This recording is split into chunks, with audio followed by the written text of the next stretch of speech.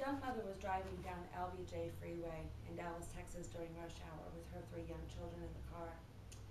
The boys began to get excited as they passed a heavy construction area, and her older boy, Michael, who was 8 at the time, started pointing and shouting, "Look at the cranes, Mommy, look at the cranes." Her younger son, David, who was 5 and didn't know the proper wording for certain things, pointed and simply shouted, "Look, Mommy, Uncle Dragons, Uncle Dragons." Looking up for what seemed like just a split second, she noticed the cranes and then realized that something was terribly wrong. It was as if everything happened out of order. First, she had the knowledge of a terrible event. Then she heard the sounds of her screaming children. After that, she heard the sounds of screeching brakes and finally the car careening out of control and hitting something. Still not sure what had happened, she saw people rush to her car and start banging on her window to ask her if she was okay. Without answering the bystanders and looking around, all she could see was blood. Trying to wrench her driver's side door open, the well-meaning bystanders told her just to sit still and wait for the paramedics to arrive.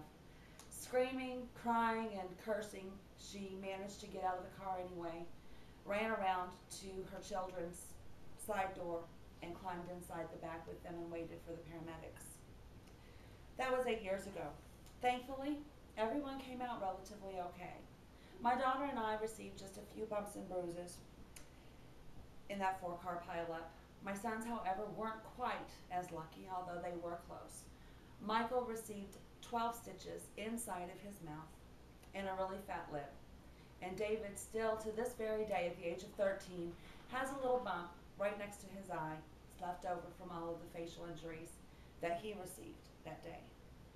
I didn't even own a cell phone at the time. Today I'm going to discuss with you the dangers of driving while distracted. I'll explain the definition, the different activities that are commonly associated with driving while distracted, and attempt to persuade you not only to minimize your own distractions while behind the wheel, but also to help support the implementation of stricter laws against cell phone use while driving. First, let's make sure that we understand what distracted driving is. According to the U.S. Department of Transportation, distracted driving is any activity that even marginally shifts your attention away from the act of driving. There are several causes that are associated with distracted driving. We're going to look at just 3 of them today. The first cause is eating and drinking behind the wheel, and it's something that we all do. We all have a Coke sitting in our little coaster or grab a burger on the way to work. The New York Daily News states that 80% of all traffic accidents are due to people more focused on their food than on the road ahead of them. 65% of near misses are due to this same problem. The second distracted driving technique that we're going to look at is personal grooming. How many women do you know that have been guilty of applying makeup behind the wheel? I'll admit that I've done it. I've brushed my hair, put on my mascara, and I'll bet that if you're a woman, you probably have too. But women are not the only guilty parties. I have personally seen men shaving and even brushing their teeth while driving. It only takes about 10 seconds on Google to find the multitude of news articles about the odd grooming habits that some people undertake while driving. Just last month, the New York Post and several other publications report that a woman in Florida caused a crash by shaving her bikini area while behind the wheel.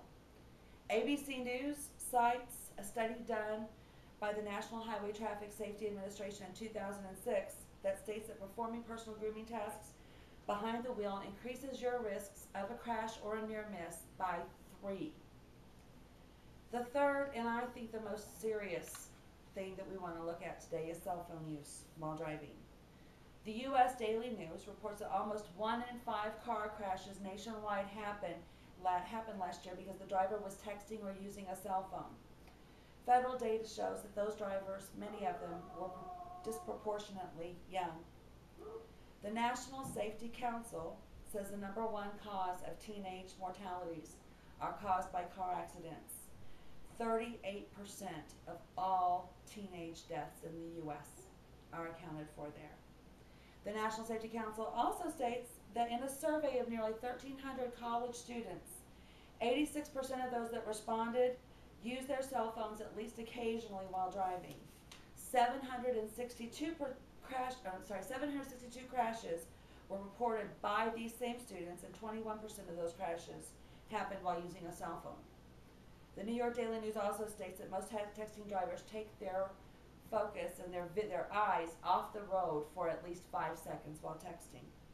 That was also done in a University of Utah study. The U.S. Department of Transportation cites a study done by the University of Utah as well that shows that using a cell phone while driving delays drivers' reactions as much as having a blood alcohol content at the legal limit of 0.08%. I'm going to show you a visual aid. These are pictures of an actual MRI that were done during the study by Carnegie Mellon. They show the area of your brain there in red and orange that is used while driving. The picture on your left shows that area when it's fully concentrated on driving alone. The picture on the right, which is much diminished, shows how much that area is decreased when someone is simply listening to sentences. This doesn't include responding. That's just listening to sentences.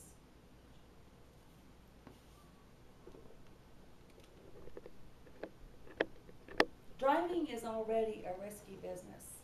Driving while distracted is a death sentence waiting to happen. Driving while using your cell phone, in my opinion, is the greatest threat and is on the rise more and more as technology increases and becomes more affordable. Obviously, my standing here and telling you, don't do that, isn't enough.